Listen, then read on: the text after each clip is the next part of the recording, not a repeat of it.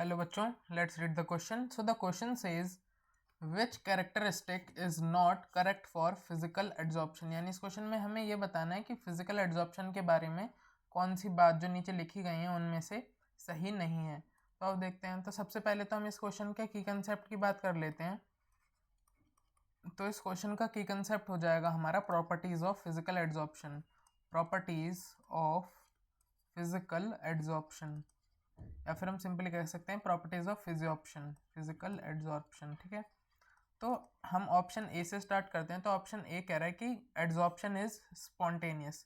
Physical, हम simply हमें physical adsorption की बात हो रही है, तो हमसे पूछा गया कि फिजिकल एड्जॉर्प्शन स्पॉन्टेनियस होता है. तो हाँ, हमें पता है कि डेल्टा जी जो होता है हमारा फिजिकल एड्जॉर्प्शन के केस में, या फिर सिंपली एड्जॉर्प्शन के केस में, वो नेगेटिव होता है. तो हमारा एड्जॉर्प्शन स्पॉन्टेनियस प्रोसेस हो गई. ऑप्शन बी की बात करें तो ऑप्शन बी कहता है both enthalpy and entropy change of adsorption are negative. ये बात भी बिल्कुल सही है हमारी, कि जो हमारा डेल्टा एच होता है वो भी नेगेटिव होता है, जीरो से लेस होता है, और हमारा डेल्टा एस भी जीरो से लेस होता है, क्योंकि एड्जॉर्प्शन के दौरान हमारी हीट रिलीज होती है जिसकी वजह से हमारी एंथैल्पी कम होती है, फाइनल एंथैल्पी कम होती है, जिसकी वजह से हमारा डेल्टा एच नेगेटिव हो जाता है. सिमिलरली हमारी रैंडमनेस कम हो जाती है ड्यूरिंग हमारा एड्जॉर्प्शन, सो डेल्टा एस भी लेस देन जीरो जाता है. तो ऑप्शन बी की स्टेटमेंट भी करेक्ट है. ऑप्शन सी की स्टेटमेंट कहती है कि adsorption on solid is reversible. तो हाँ, ये बात भी बिल्कुल सही है, क्योंकि जो फिजिकल एड्जॉर्प्शन होती है ना, हमें सबको पता है कि जो फिजियोर्प्शन होती है वो हमारी रिवर्सिबल होती है, कि इट इज़ रिवर्सिबल. हमारी फिजिकल एड्जॉर्प्शन जो होती है वो रिवर्सिबल होती है.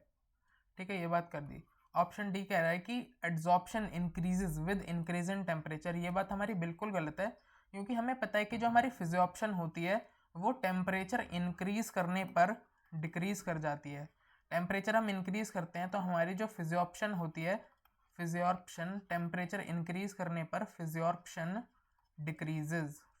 डिक्रीज कर जाती है, क्योंकि जो हमारी फिजिकल एड्जॉर्प्शन होती है वो वंडरवॉल फोर्सेस से हमारे जो सब्सटेंस होता है वो वंडरवॉल फोर्सेस होती हैं, van der Waals force of attraction substance और एड्जॉर्बेंट के बीच में.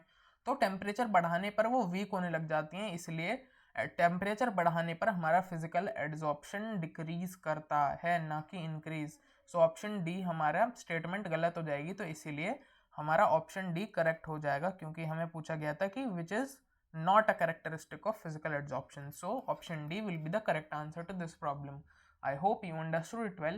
Best of luck.